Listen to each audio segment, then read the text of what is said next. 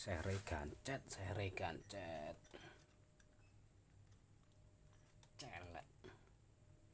Udah.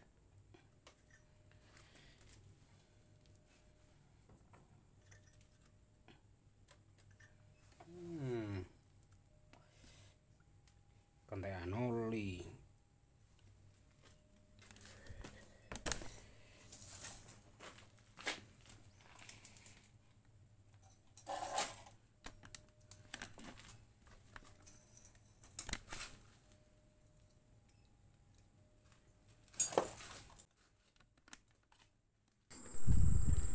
Hanya mengingatkan untuk kawan-kawan tetap jaga kondisi oli, jangan sampai habis seperti ini.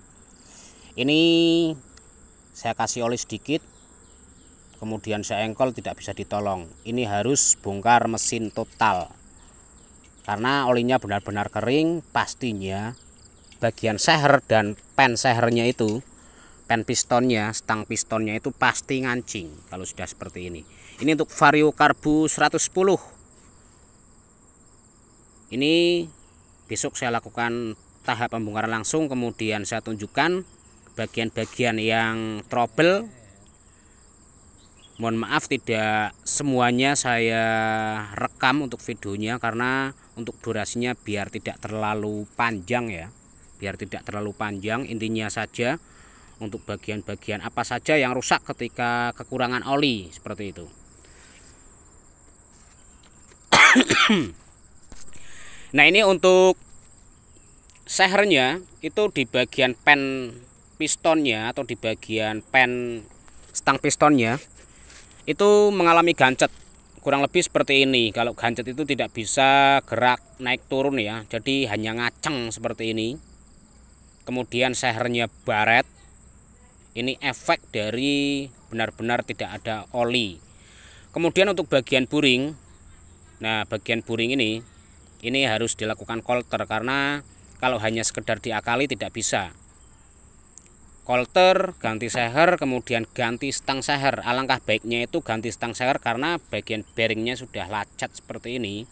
Otomatis kalau saya lakukan hanya ganti sehernya saja, sedangkan bagian pennya itu pasti luka di bagian pen pistonnya ini. Kemudian untuk, nah ini untuk bagian sehernya. Nah, ini wujud ya, wujudnya seperti ini ketika kekurangan oli atau kehabisan oli. Nah, seperti ini. Ini wajib dilakukan penggantian stang seher. Stang seher set, kemudian kolter ini sudah tidak bisa saya tolong lagi. Intinya tidak bisa diakali lah. Kemudian untuk internal engine-nya ini nanti saya bersihkan sampai bersih, tidak seperti ini ada bekas noda. Nah, ini setelah saya bersihkan di bagian internal engine atau di bagian apa namanya kalter keras bagian tengah. Nah, ini sudah saya bersihkan secara maksimal, intinya benar-benar bersih.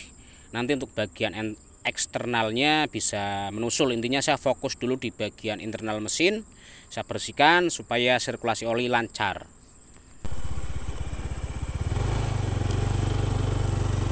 Pengecekan Honda Vario 110.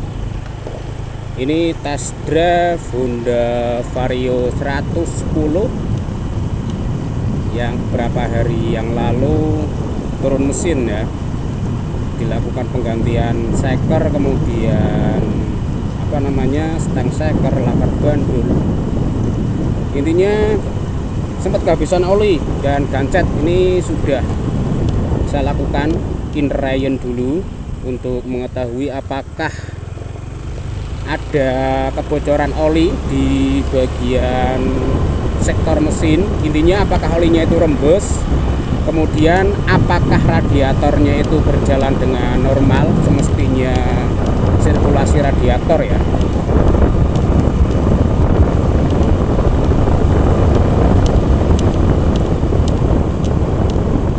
Untuk cek akselerasi dulu.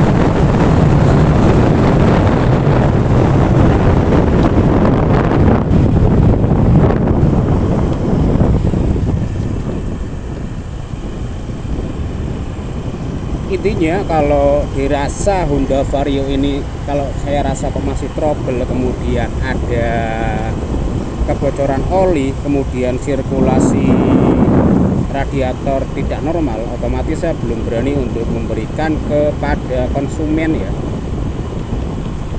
Jadi misalkan di tempat saya itu katakanlah 1 minggu lah proses pembongkaran plus uji test drive-nya dan benar-benar dinyatakan ready, itu kurang lebih 1 minggu. Yang 3 hari itu 3 hari sampai 4 hari itu untuk proses penanganan, kemudian 2 hari atau 3 hari lah itu untuk pengetesan jalan ya, intinya layak jalan atau tidak, kemudian ada trouble atau tidak, seperti itu. Jadi tidak serta merta ketika jadi 1 hari atau 2 hari kemudian diberikan ke konsumen, tidak. Intinya saya lakukan uji tes dulu apakah sudah layak untuk diberikan ke konsumen. Intinya benar-benar ready, mulai dari oli sirkulasinya lancar, kemudian radiatornya intinya tidak mengalami kendala lagi gitu loh. Dalam arti ketika nanti diserahkan konsumen itu tidak trouble. Tetapi yang namanya mekanik kan terkadang ada apa ya, kekurangan lah yang tidak bisa dijangkau. Misalkan ada hal-hal kecil yang misalkan kurang kurang pengecekan lah dalam arti. Tetapi insya Allah untuk bagian mesin selalu saya tangani secara maksimal ya, untuk mendapatkan hasil yang baik dan performa yang baik.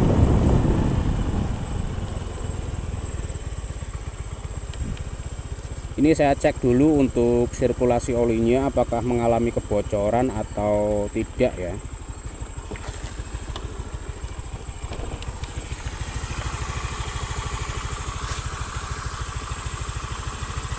Intinya saya lakukan pengecekan terlebih dahulu sebelum motor ini saya serahkan ke konsumen ya. Mulai dari pengecekan oli apakah ada yang rembes atau tidak, kemudian pengecekan di bagian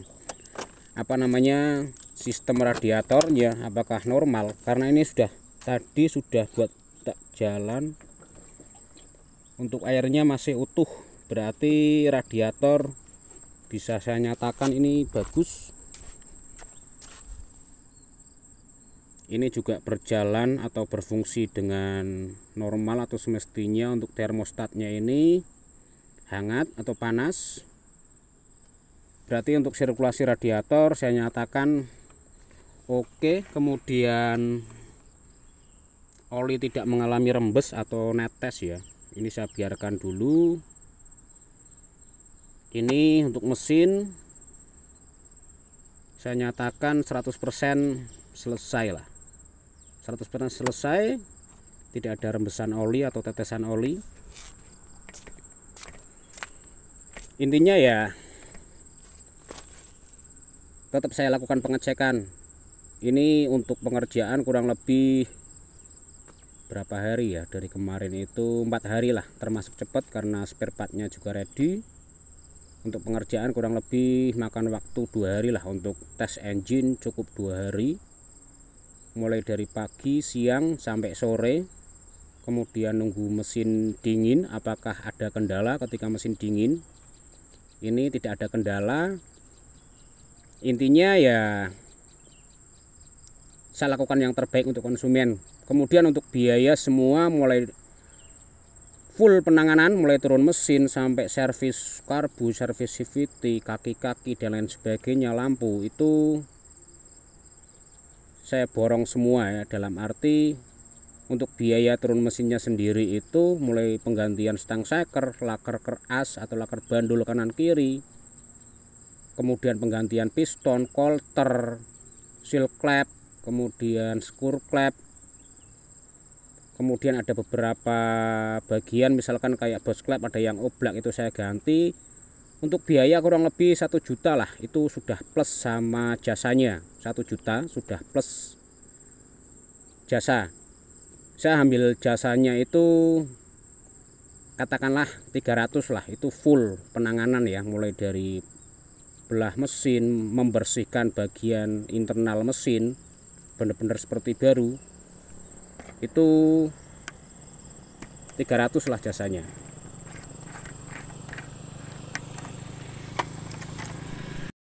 Full penanganan itu ya relatif ya, untuk biaya spare part harganya itu relatif. Ini kemarin menggunakan suku cadang original, mulai dari piston, kemudian stang piston, kemudian untuk lak reker as saya gunakan yang berkualitas lah, intinya yang berkualitas, lumayan mahal dikit tetapi awet lah, karena mengingat tempatnya itu atau letaknya itu di internal mesin. Takutnya nanti kalau saya belikan harga yang murah atau yang biasa, takutnya beberapa bulan atau beberapa tahun kemudian nanti bermasalah, kan harus membongkar mesin. Kalau bagian eksternal ya beda lagi, misalkan bagian CVT kan tidak bermasalah. CVT mungkin seperti Vibel itu ya relatif sih, alangkah baiknya kan menggunakan yang original gitu loh.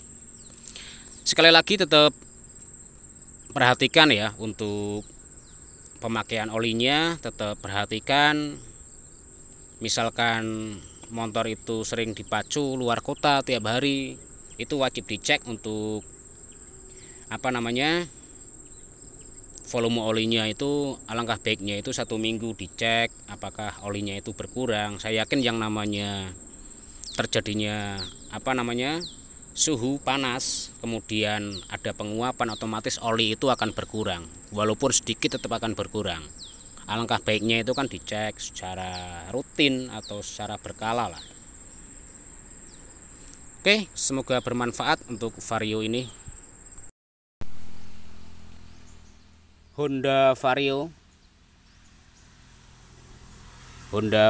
110 yang kemarin mengalami seher ngancing atau kehabisan oli ya. Intinya motor ini kehabisan oli, kemudian sekernya itu macet atau ngancing.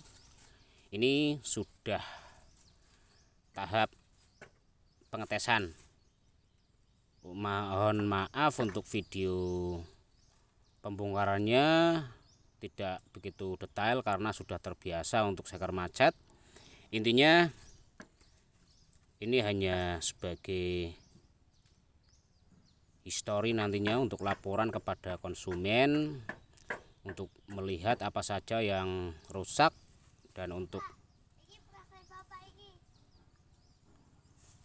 intinya untuk bahan apabila ada konsumen itu yang komplain. Intinya sudah dilakukan penggantian semua, baik stang seker, kemudian seker dan lain sebagainya, mulai dari lak reker as, intinya semua total mesin turun ya, semua diperbaiki dan diganti dengan yang baru dan original tentunya.